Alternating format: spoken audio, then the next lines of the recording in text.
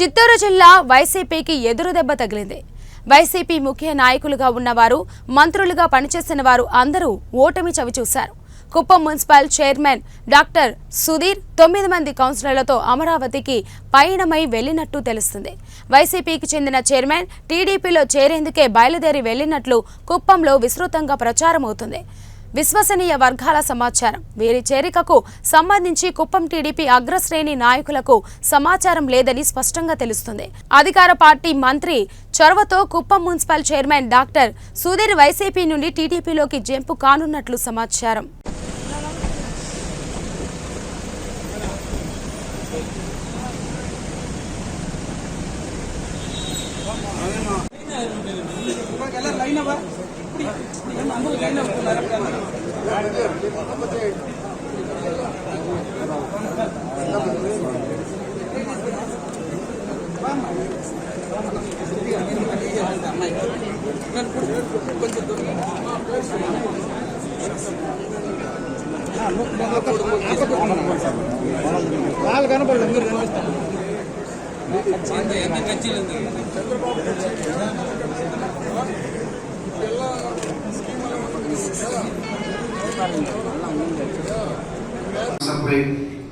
కోసం పెట్టడం జరిగింది.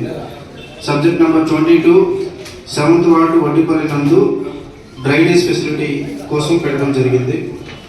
Subject number 23 construction of 450 mm culvert across the BT road. Subject number 25 అద్దె చెల్లించడానికి డీకేపల్లి సచివాలయానికి పెట్టడం జరిగింది. సబ్జెక్ట్ నెంబర్ 26 ఖచ్చితంగా ఇక్కడ వైఎస్ఆర్సీపీ గెలుపుబాటు ఎగరవేస్తుందని చెప్పేసి భరత్ గారిని భారీ మెజార్టీతో ఇక్కడ గెలిపించుకోవడమే కాకుండా కుప్పం ఖచ్చితంగా ఒక మంత్రి ఇక్కడ అందుబాటులో ఉండే మంత్రి మనకు అందుబాటులో వస్తారని చెప్పి ప్రజలు కూడా ఖచ్చితంగా గాఢంగా నమ్ముతున్నారు. ఇదే విజయాన్ని రేపు రాబోయే 2024 సార్వత్రిక ఎన్నికలలో కూడా ఖచ్చితంగా మేము విజయం సాధిస్తామని చెప్పి తెలియజేసుకుంటూ, మరి తెలుగుదేశం వాళ్ళు ఇప్పుడన్నా కళ్ళు తెచ్చుకోండి, ఈ కల్లిబొల్లి మాటలు మోసపూరిత హామీలు మానుకొని ప్రజలకు మంచి చేసే కార్యక్రమాలు ఏమైనా చేయాలి, కానీ ఇలా చేసుకుంటూ పోతే మాత్రము మీకు డిపాజిట్లు కూడా గల్లంత అవుతాయని చెప్పి తెలియజేసుకుంటాం.